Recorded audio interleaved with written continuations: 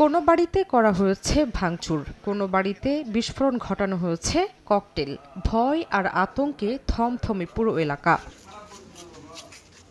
চাঁপাইনবাবগঞ্জ সদর উপজেলার সুন্দরপুর ইউনিয়নে দীর্ঘদিন ধরে দ্বন্দ্ব চলে আসছে ইউনিয়ন আওয়ামী লীগের সদস্য আলম আলী ও ইউনিয়ন যুবদলের সদস্য মোহাম্মদ ফারুকের মধ্যে। এর আগে একাধিকবার তাদের সমর্থকদের মধ্যে সংঘর্ষের ঘটনাও ঘটেছে। সম্প্রতি আগস্টে সরকার পতনের পর এ দ্বন্দ্ব আরও প্রকট আকার ধারণ করেছে।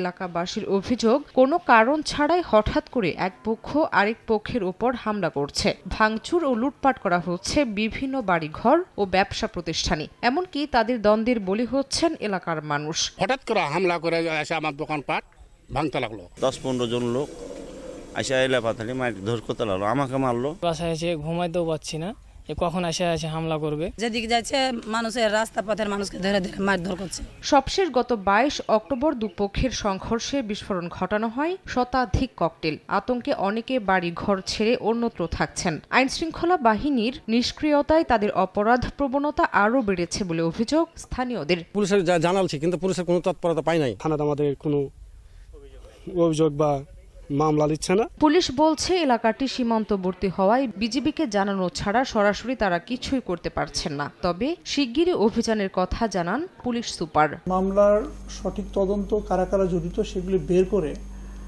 যারা যারা লিড করে এবং যারা মূলত এই ধরনের আতঙ্ক সৃষ্টি করে তাদের আইনের আওতায় আনবো। সদর থানার তথ্য মতে হামলার ঘটনায় এরই মধ্যে পাল্টাপাল্টি 3টি মামলা হয়েছে, আর এসব মামলায় গ্রেফতার করা হয়েছে 4 জনকে।